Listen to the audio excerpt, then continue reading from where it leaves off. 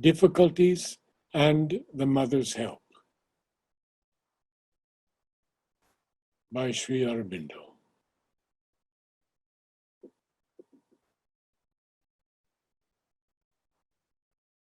Not to be disturbed, to remain quiet and confident is the right attitude.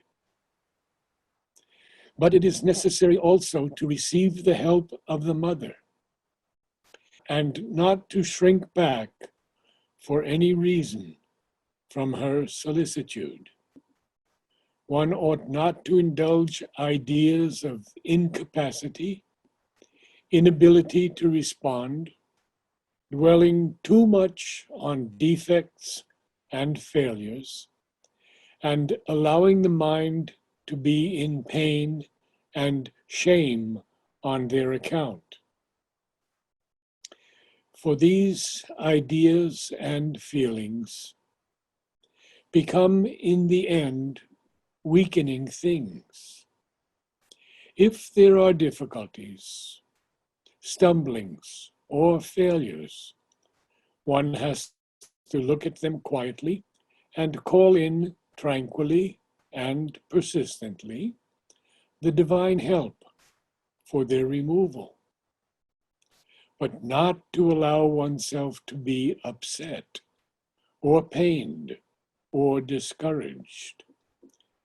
Yoga is not an easy path, and the total change of the nature cannot be done in a day.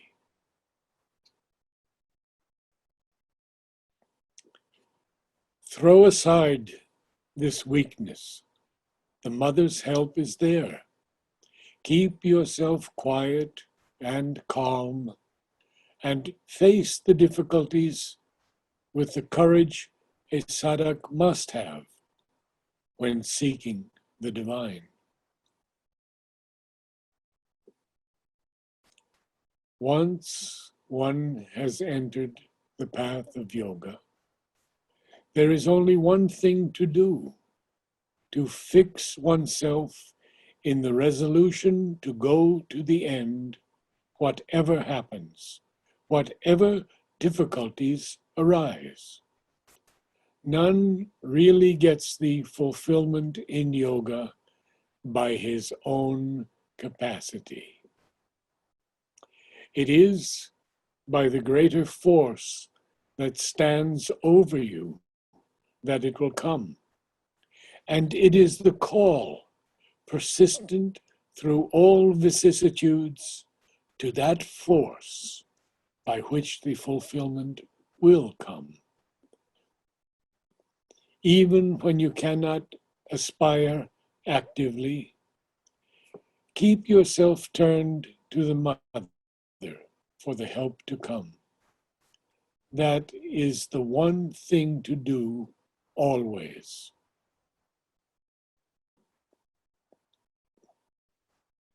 Disciple says, X says that while giving us flowers, the mother always says something to us silently about future difficulties, dangers, or falls.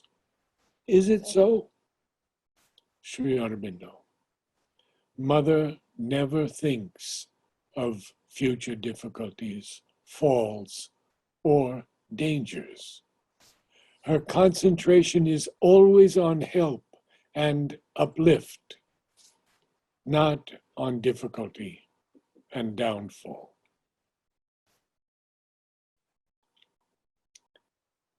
You must not yield to impatience and let it bring thoughts of the old kind that cannot possibly help the working, but must impede it. These thoughts that come are not true. Those who left because they mingled their own ego with the sadhana, ambition, vanity, and other wrong movements, and wanted to use the force that sadhana gave them for these things. Or they had to go because the pull of the old life, family, home, action in the world outside, was too strong for them. Also, the idea that mother is leading all others happily along, and they are becoming perfect and only you are left out, is the usual delusion that comes when one allows despondency to rise. Almost all have these difficulties to overcome. And these difficulties rise again and again till the inner being is sufficiently developed to make them impossible. There is therefore no reason to suppose that others will be able and you will not be able. The change of the old habitual movements of the nature cannot be done in a single stroke. The inner consciousness has to grow in such a way that finally it occupies the outer being also and renders these things impossible. What I have written to you about these things and the attitude to be taken is the knowledge that we have and the truth of the human nature and of sadhana, confirmed by our and by all spiritual experience. It is your outer being that has these reactions, and not your inner nature. You have only to trust in the mother and follow what I say, and these difficulties will be worked out of the outer being and return no more. But patience is necessary because it takes time, not in you alone, but in all. Do not allow such thoughts as the idea, in quotes, what is the use of spiritual experiences since my nature is not changed, end quotes, etc. For these are thoughts of the mind's ignorance. Recover the attitude and the resolution that you had taken and were developing. Keep the will and the faith, and in quietude and patience, let the mother work all out in you.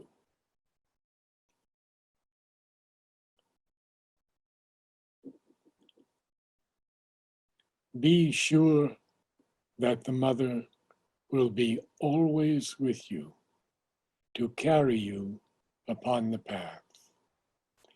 Difficulties come and difficulties go, but she being with you, the victory is sure.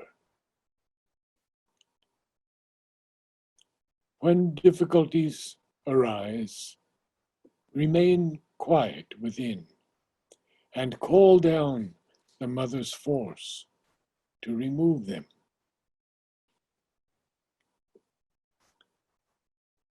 This kind of grief and despondency are the worst obstacles one can raise up in the sadhana. They ought not to be indulged in.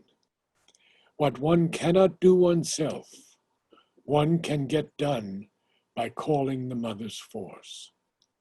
To receive that and let it work in you is the true means of success in the sadhana.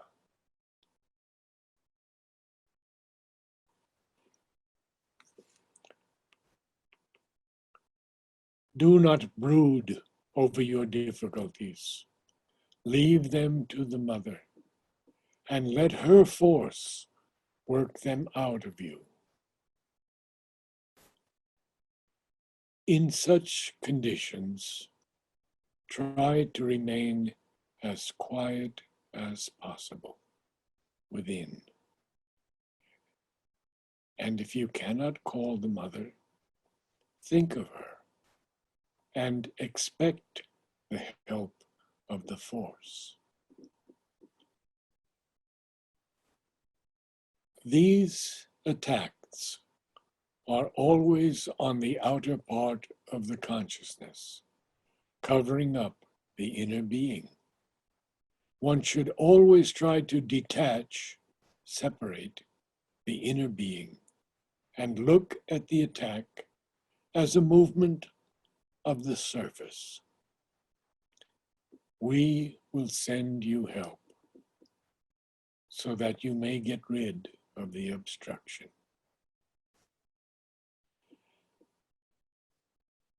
Never allow this idea, I am not able or I am not doing enough, to come and vex you.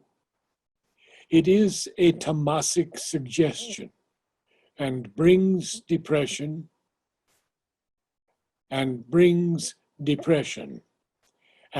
depression opens the way to the attacks of the wrong forces. Your position should be, let me do what I can. The mother's force is there. The divine is there to see that in due time, all will be done.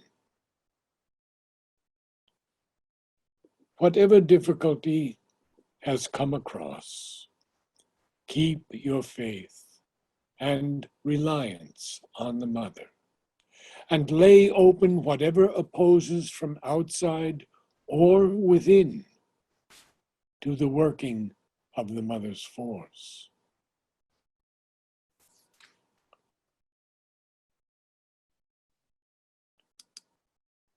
Do not admit these suggestions of despair or impatience. Give time for the mother's force to act. Such depression can only make you shut to what mother is giving you. There is absolutely no good reason for such an attitude. The existence of difficulties is a known thing in the yoga.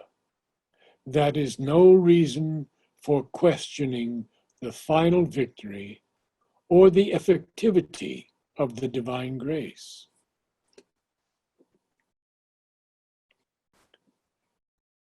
You should not yield to sorrow or despair. There is no reason why you should. The mother's grace has not been withdrawn from you for a moment. Do not allow the attacks of others to shake you like this. You know well the motives from which they act. And for the rest, they are not going to pursue any farther the course. They are not going to pursue any farther the course which a fit of passion dictated to them. The protection will be with you, and you need not fear or sorrow any longer. Put your trust in the divine and shake off all this like a nightmare that has passed.